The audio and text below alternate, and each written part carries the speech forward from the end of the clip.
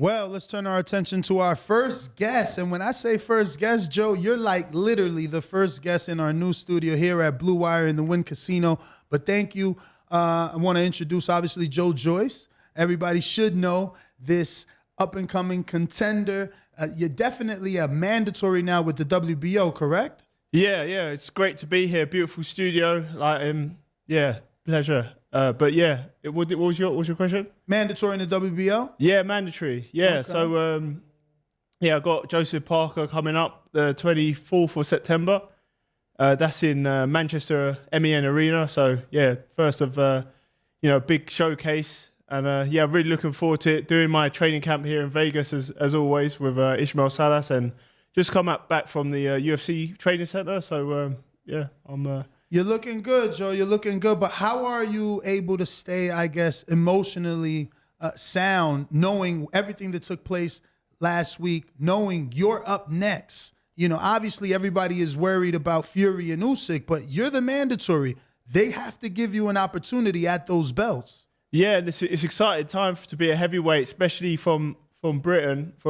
There's plenty of good fighters, and what a performance Usyk did against Joshua, and now he's got all the belts, and then there's talk of Tyson Fury coming back into the mix, out of retirement to for undisputed, and then meanwhile I'm fighting Joseph Parker, which is #1 versus #2 in the WBO, and I'm #2 versus I think number 2 versus #3 in the WBC, so we're like next in line to fight for them belts, so it's like the next best fight out there, and it's really exciting, and I'm looking to beat Joseph Parker and then like go on and then fight Usyk or maybe Fury for all the belts.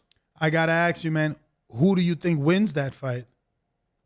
I always thought Fury, because he being the bigger man, he can switch southpaw. He's very he's got a longer reach, but Usyk, with his display against Joshua, he really, proved he can really mix it with the big guys, and I think it's a different fight than I think he already had Joshua worked out going in, and Fury is a lot more unpredictable, and he's got he's got that fast jab, low jab, and his defensive capabilities as well. I think he'll lean on him and make it more untidy for Usyk. Mm-hmm. He's more untidy, and he'll just rough him up and ruffle his feathers and get the work in. But I'm excited to see that fight and see who comes out on top of that, because that'll be who I'll want to be taking on. Do you actually believe that Fury comes back though? Because he no longer has the Ring magazine. Obviously, that's with Alexander Usyk. He asked the WBC for a week extension. They were talking about December. Now we're hearing possibly February. Do you think we see Tyson Fury, Alexander Usyk? You never know. It's a sport of heavyweight boxing, and there's a lot of twists and turns, and hopefully he's gonna lace up the gloves again and get in there. But hopefully it'll be for the belts. But mate, it's still a big fight without the belts, and Joshua as well. He's still a big draw as well. He can still come back, and it's really exciting time to be a heavyweight, and I'm just can't wait to get back in there and show you what I'm made of, and I want to become world champion too. No, absolutely, and obviously being in line. In your mind, that being said, if the belts are being fought for in February, you're fighting in September. Does that mean another stay busy fight before you get the opportunity at the titles? Yeah, well, I'm going to deal with Parker first in September, and then hopefully have maybe a fight in between while I wait for things to sort themselves out. But definitely March is a time when I'm looking to capture one of them belts. So I never really considered Usyk a heavyweight. Obviously, I'm not educated enough to give that sort of opinion because I haven't shared the ring with him. And I'm not of your caliber. You have shared the ring. When he started his ascension to the heavyweight division, did you automatically believe he would be where he's at, or did you think he wouldn't fill in? Well, like I saw it's like a semi-pro tournament, the WSB World Series of Boxing, I saw Usyk because there was like a catch weight between like the super heavyweights in amateur boxing and the heavyweights in. So it was like cruiserweights and heavyweights in professional. They made a one division, and he was just like, when I saw him fight, he was just beating them guys, guys at my weight comfortably. And then when I had the chance to face him, we had a great fight. But yeah, he was like a little bit too skilled for me at the time. But I gave it, I gave it all I got, and it went 5 rounds, and he got a unanimous decision. But it was, I pushed him to the wire, landed my own shots, and I had a really exciting fight, and we had real respect for each other as well afterwards. But did you think he would eventually become the heavyweight that he is today? It was like he had I think, who was his first fight? Chaz Witherspoon. Yeah, Witherspoon. He was kind of like warming into it. Then he had the Chisora one, which was like a close one. I thought, because it was a close fight, and Chisora did well in that fight, and I think he just upped his game when he fought Joshua, and then Joshua again, because for the whole fight, he was rapidly throwing punches, avoiding shots, and like his work rate through that fight was phenomenal. Sharing the ring with him, would it be, I guess, unwise of us to count him out if the Fury fight gets made? Surely, based on the way Fury fought Wilder, one would assume if he leans on a Usyk and fights him as rough and tough as he fought Wilder, Usyk, on the outside looking in, doesn't look physically strong enough to be able to deal with that. Again, you sharing the ring with him, what do you think? And they're both like kind of crazy guys as well in their own ways. They'll like the press conference was good as well, interesting. But then obviously there'd be a translator for Usyk, except when he pipes up sometimes and does a bit of English and stuff. But they've both got, they've both been boxing their whole lives. Usyk with the 350 amateur bouts, and Fury, he's he grew up boxing and that. So and I was thinking because Fury can switch as well, so he can beat him to the. He's got a longer range jab as well, so he can keep him away. But then Usyk's like quicker. He's used to fighting smaller guys, so he'll be. He can almost see the punches coming, and he does like them, little games and stuff that keeps his mind active. So it's going to be a tough fight for both of them, and it's interesting to see how it will ignite on the night. Is that a fight that you think goes to the decision, or is that a fight that we don't see it make that, the final bell? I'm not sure, and I wonder if Usyk's he's gonna have to touch up his body, because Fury's head is high up and he leans back as well, so I don't know how he's gonna hit his head. Yeah. Do you think that Anthony Joshua showed in that ninth round that it's the body? I don't know if you saw that Usyk got touched to the body, and he was visibly like, okay, I felt that, a little hurt by it. Do you think that is going to be the key for Usyk? Do you think that AJ uncovered that? Yeah, I was kind of on my edge of my seats at some points when Joshua was coming forward, with his confidence back and throwing shots, heavy shots to the body, but they were and you could see visibly that they actually hurt him. Yes. Some of them shots, yes. I was like, ooh, maybe something's going to happen here. But nah, because of Usyk's conditioning, he stayed in there and didn't seem too phased for too long, and then got back on the jab, slipping again. Did you watch that fight with Ishmael Salas? Oh, my God. I wonder if you're going where I'm going. That's so funny. Nah, we actually watched it in the house, in the Vegas house, had a look there. Because I wanted to double down on that question and see, in the moment, watching Joshua throw those actual body shots, did you feel anything yourself? Because we had the opportunity to watch you work quite a few times, and I feel like that's one of your specialties, are those uppercuts. I won't say what I hear your trainer say, and then you react, but with those same body uppercuts. And the way that Usyk responded to those, I'm just wondering, did that, excite you?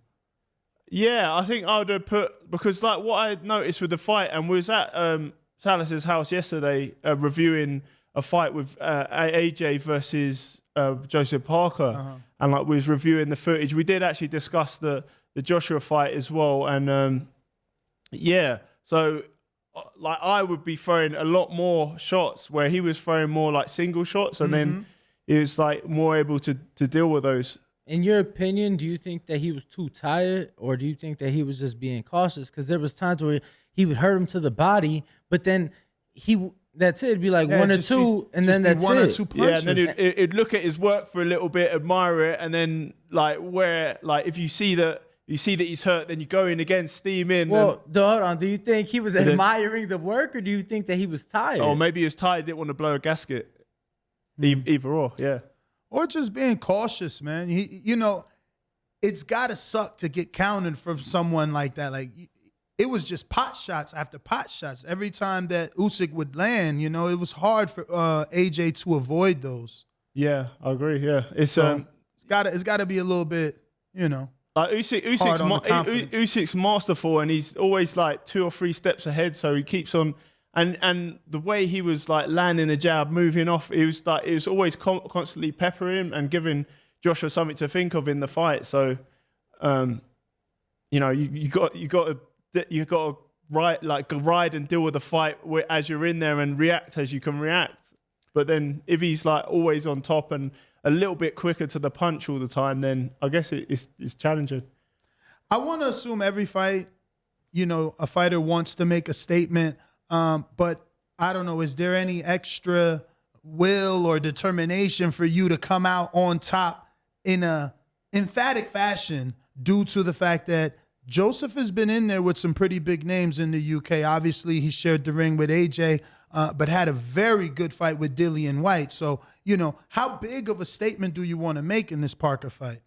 Yeah, massive statement. I aim to try and stop him. I don't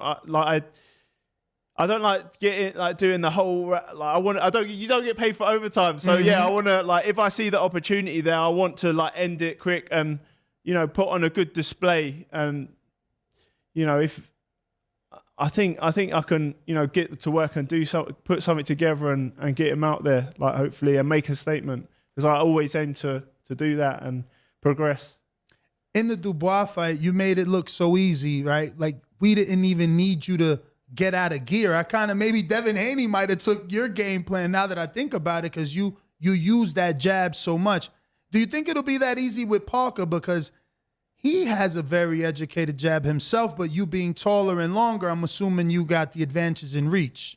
Yeah, and also because you see, similarly like Joshua and Usyk, Joseph Parker, I think he's used to fighting bigger men, so he's that little bit quicker. So it will be challenging, and it's a hard fight. I think he's got good skills, good footwork, head movement, and that, and it's going to be he's going to be working on things that he's seen in my previous fight. So it's going to be tough, especially early on until he gets into it, and it could go 12 rounds, but yeah, I want to knock him out. Joe, I gotta ask. We had Johnny Fisher in the studio this morning. Obviously, you have him out here getting rounds with you in. You have Carlos Takam. Talk about that work. Talk about the rounds that Johnny and Carlos have been able to provide and help you with in this camp. Yeah, no, sparring's been great actually. Yeah, and good to have Johnny Fisher out here again. I had him out here before he turned pro, when he was still you must have heard from uni, and then he came out here and went pro, etc. But yeah, and Takam, having him out here as well, especially after I've just fought him, it was great to have him back, and he's kind of similar dimensions and comes with the challenges with the overhand rights and being the smaller fighter, coming in quickly with different shots, and he's very experienced as well. So yeah, the sparring out here has been great. So what exactly about Vegas have you taken a liking to? Because now you seem to be coming more frequently, and you've even brought Johnny now for a second time, and he's enjoying it. What's the differences between training here in Las Vegas or across the pond? I'm actually quite used to it here. I'm almost a local. I've spent most of my camps out here. From my first fight, it was LA and Vegas. When it was Jorge Linares, and was working with Salas. Because I started with Salas, then went to Abel Sanchez, and came back to across the pond to train with Adam Booth, but now I'm back with Salas again. So He has a gym out here, Salas Boxing Academy, and I use a UFC facility where I've just come back from today. And, it's got everything that I need. It's got the sunshine as well, because England can be a bit dull and grey most of the time. So it's got everything I need, sparring. There's the Red Rock runs as well, if I need. And, I think it is good to be away from home so I can just solely focus on me, and I bring my team out here and make sure everything's in place, and then go back and put on a dominant performance. I gotta ask, what was it like running into Deontay Wilder at the UFC Institute the other day? Yeah, it's good. Yeah, always good to see him. And Malik Scott is his new trainer and friend. And I seen Charles Martin there, Michael Hunter's out there. So all the boxers are coming to the UFC now to train. Yeah, man. I don't know how I like that. I don't know how I feel about that, Joe. I don't know. You guys are giving way too much publicity to that facility. You need to get together and make your own boxing facility. Everybody's at the UFC facility. Yeah, maybe. There's different belts in it. They're was it WO, WC? Maybe they could make a performance center. And yes, that's a good idea. The sanctioning bodies. That makes sense. And you know what? The UFC. Great idea. The UFC is actually pretty impressive with it. It's not just the one here. They have one in Shanghai, and they're opening one in Mexico City. And I want to say for next year, they want to open the first location in Africa, having obviously Francis. Imagine the work that you would get if, the major promoters got together and established a building, the PBC, Top Rank, little match room, Vegas building. Oh my God. Fighters could just mix and match. They'd probably have to have a red corner and a blue corner just so it doesn't get give them whatever color they want. No, but then think about it, because you'll have fighters from different promoters training there, and then what if one shiesty guy fucking sets up a camera to spy on this guy? Oh man, here goes Mr. Negative over here. No way. I'm telling you, I've heard Carl Frampton actually, when he came out here for camp for the Leo Santa Cruz 2 fight, he did camp over there, and he said the reason he did it over there, he's because there's no boxers over here. So I don't have to worry about it. He was private. He didn't have someone. It's a small community and news travels fast. So I guess you have to. But that's what I'm saying. The same way we know you're at the gym, we know who you're sparring, and believe me, everyone talks. Everyone talks. They could have another contender show or something like that. Maybe it would be some good. Cameras up. It would be good. Yo, looking at the picture, I'm not gonna lie. How tall are you, Joe? Because you look taller than Deontay in the picture. I'm 6'6". Okay. Wow. Huge. But I don't know. Maybe standing straight or something. Oh, He's a big guy though. Did it cross your mind maybe I could get some work, or did you know it was too late and he was leaving? Nah. It's a potential fight. Maybe maybe WBC. Yeah. I mean, there's a lot of guys that spar and end up fighting. I did. Robert Helenius is his sparring partner. I was at the gym when he sparred Robert, and he's getting the big fight. Yeah, I'll tell you a story. In back in the GB training center, it's it's in Sheffield, the EIS, and he turned up there years ago. And Helenius, yeah, and he came into the gym, and that is we'll have some sparring of these amateur guys. We've got have a round each. This is me and Fraser Clark, he just recently turned pro. He went to the Olympics as well. I know Fraser. Yeah, Fraser Clark, yeah. And we'll just do a round each. And then we're ready to fight, and we went in there, and a round each fresh each time, and we're just by round 3 or 4, I was we better take it easy on them a bit. Wow. Man. So you guys were taking 1 minute breaks. Basically, you spar 3 minutes, because you would spar, then the other person would get in. Yeah. He was coming in fresh each time. I thought it must have just been just little amateurs or something like that. But yeah, we put his paces, man. Wow. How do you think Deontay does in that fight? Obviously, Roberts had 2 big wins against I almost said Big Baby. Nah, Adam Kovnacki. Yeah, Adam Kovnacki. How do you think he does against Deontay, though? I don't know. I'd like to see that. I think it's going to be a good fight, and see because obviously Deontay's been out the ring a long time. I've seen the work that he's been doing with Malik Scott. He looks good working on different things, and he seems to be punching hard as always. So I think it's a good fight to get back in there, but I think probably Deontay is probably going to find the right hand at some point. Yeah.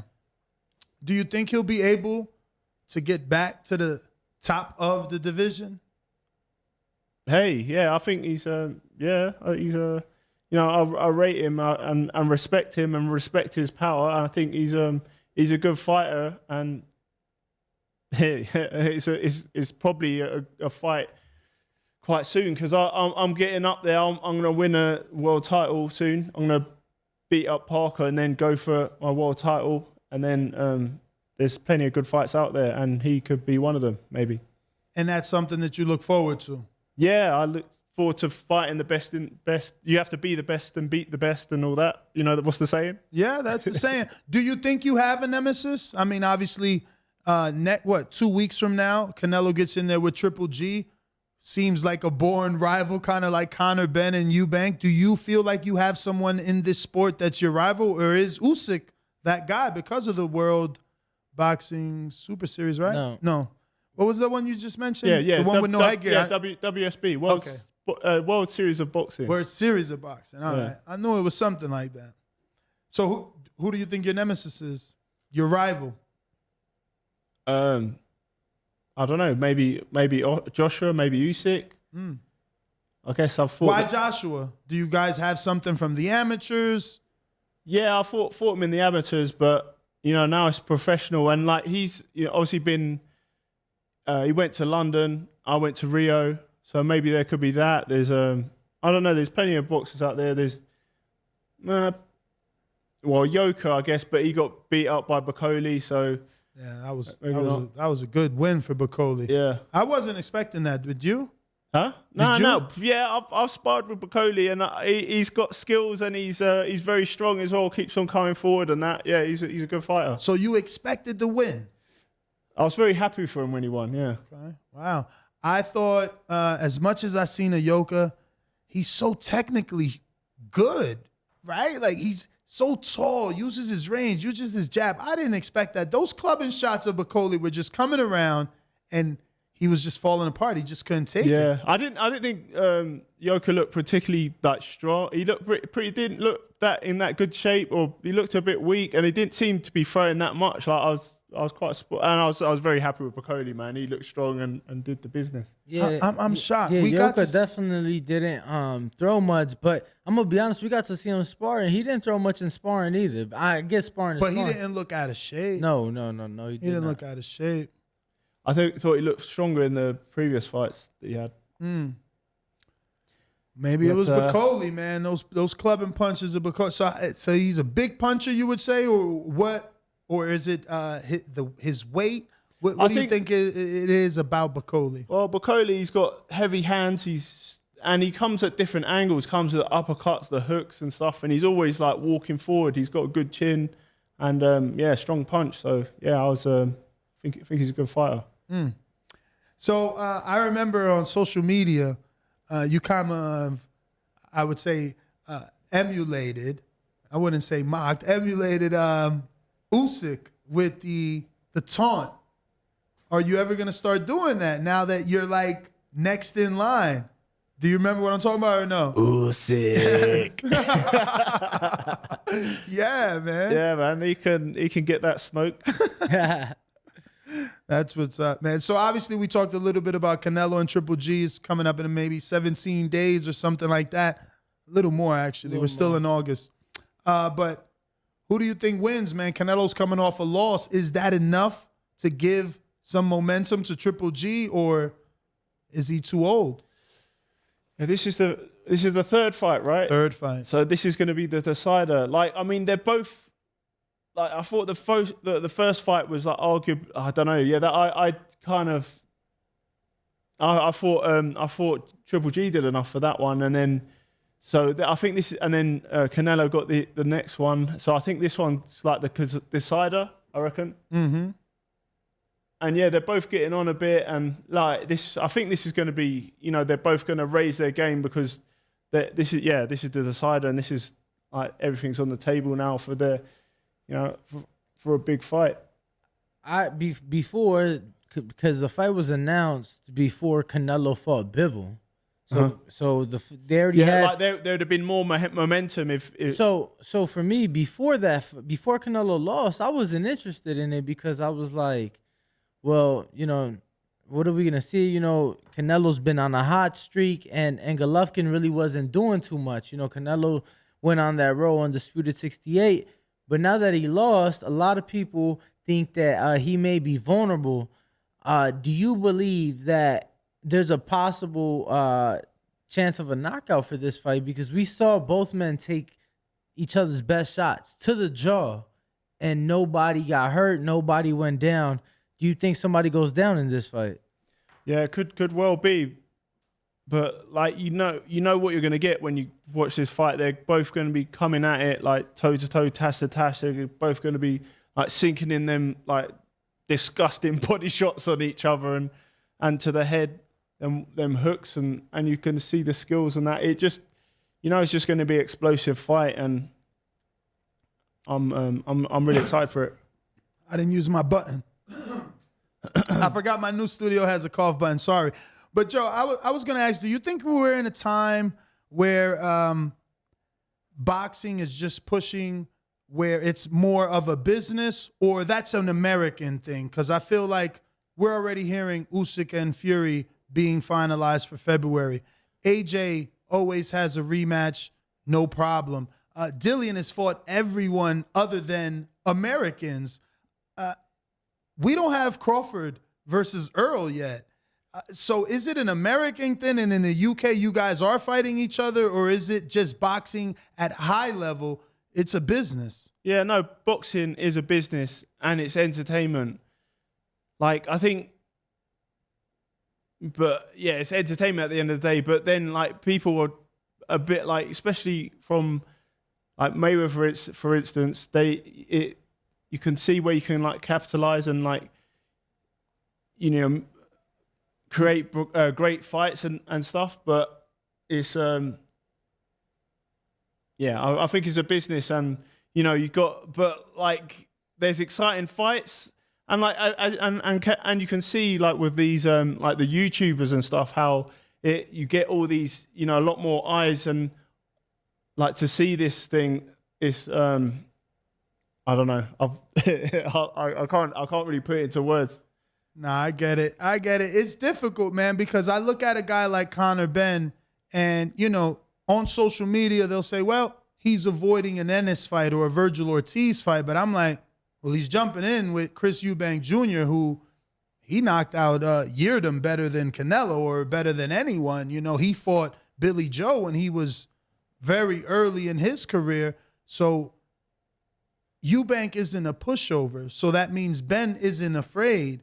But Ben made the fight with Eubank, instead of one of these big name American welterweights like a Virgil Ortiz, who he could have had a big fight with, or a Ennis, or even a Crawford who has no fight technically on paper. They could have offered Crawford a title shot, or rather, I think people like stories and they like history and that. And obviously, Nigel Benn and Chris Eubank is like a famous fight that people like that rivalry and stuff, and it's kind of like recreating that. Like it's at catch weight, so see Chris Eubank's going to be a bigger guy, but then like Ben is obviously going to be the quicker fighter. So like, well, this. But think about it, Joe. Like Ben hasn't even challenged for a title, hasn't won a title. Like you don't think that maybe getting one of these fights with a Boots, with a Duran, somebody in the rankings higher than you that can get you an opportunity at a title shot, you don't think that would have done more for his career than a fight at a catchweight with Chris Eubank Jr.? Yeah, possibly, but then it comes down to, is it a business, and it's entertainment as well. There's all that. And that's what I'm saying, that it just seems like in the UK, you guys get it on a little easier than us. I mean, I'm pretty sure that you would agree if Earl and Crawford were from the United Kingdom, that fight would have been done. Possibly. Come on, domestic rivals like Well, that. Both sides of the pond. Amir Khan Kell Brook took how fucking long to happen? No, like but- too long. No. But we can all agree here that Amir Khan is not Earl or Crawford. His career has shown he's not them. Come on. But Like- that fight, all these years later, was still fucking huge out there. Yeah, but Khan held that up. We all know Brook wanted that fight all his life. And look what happened. When he finally got it and Khan finally thought Brook was a little too old, Brook still did what he knew he would do 10 years ago. Yeah, Khan was always the A side. He never gave Brook the fight. Let's be real. That's not Earl and Crawford's fault. They arguing about splits, but they are not afraid to fight. But I'm just saying, sometimes British fighters don't fight. I mean, I don't even think that's an option because they eventually fought. It just took a long ass time. It did. That one did. But that's only one good example. Name another. British fighters fight each other. We're gonna carry on with the interview with Joe Joyce. Yeah. No, because I'm telling you, you guys get it on. Billy Joe fought James DeGale at like 11-0. We don't. Yeah. And we I don't do that. fought the bar. We don't early do on as that. well. Like, did Wilder fight? I don't know anyone at 11-0. Like, it doesn't happen. Not over here. Not over here. Very rare. And that's why we had Cashflow Diaz in our other studio. And when, you notice that a fighter's fighting so many undefeated fighters, you give them some credit because it doesn't happen often. It doesn't. Yeah. But yeah, fans like to see it, so it just needs to happen more. So take some notes, people. Exactly. Exactly. I got a couple of questions from the people, actually, our most loyal listeners on Patreon. We got Young Tigre in San Antonio says, if you could co-main event one of these pay-per-views, which one would you choose? A Floyd Mayweather Jr. versus Jake Paul exhibition, Canelo versus Benavidez, or Tank versus Ryan? I prefer to main event my own shows. Thank you. Wow, that's a good answer because those are some great options. Let me tell you, there's going to be a lot of eyeballs on all those fights if they ever happen. But that's a good option. I mean, a good answer. You're better off being your own main event and becoming the draw. I got Mike D who says, salute from Virginia. Which heavyweights are on your radar right now? Well, Parker, obviously. There's Usyk. There's Tyson Fury, Deontay Wilder. I don't know. Maybe Dylan White. Yeah, there's plenty of good names out there. I got Canna in Nebraska. In your opinion, what he's such a degenerate gambler. He said, in your opinion, what round will you stop Parker? Salute. Thanks for coming on the show. Have you ever called around like Babe Ruth? I've called around a couple of times and I've seemed to got it right, but I'll say 7-8. 7-8. Okay. If you get it right, we're gonna start calling him Joe Joyce, aka Mystic Mac, right? That's what they was calling McGregor. Oh yeah, that's what they were calling Conor McGregor there for a while. Mystic Joyce. Mystic Joyce, man. So I wanted to ask, and I heard you say obviously you were in Rio for the Olympics. Is that where you picked up capoeira? Did you have a Brazilian girlfriend? Like, how'd you just start doing yet. capoeira? Not yet. Oh, you didn't stay in Rio long enough. Man, they was robbing people out there, man. I'm glad he got out of there quick. Yeah, I mean, I would have liked that gold medal, but that's another Yeah, story. But no. no, I did capoeira before. I did it because I was doing athletics, and there was like somewhere nearby that had it. In like Putney Leisure Centre was near where I grew up, and then there's another 2 leisure centres that did it. So then I practiced for like a year or something in a group. It's like clapping, singing, and dancing, and obviously the history about capoeira is amazing. So it's good to I did it as a celebration after my fights in Rio, and I was planning to do a backflip after the finals when I won, but Did you see this Saturday's backflip fail? yeah, I did. Do you still plan, or can you still do it? I could do it on the trampoline comfortably. I could probably do it on sprung floor comfortably, but like after a 12-round fight, no chance. I don't want to face plant. Thank you. What for, man? If you win, you don't need to do any backflips. The win is all the celebration in itself, man.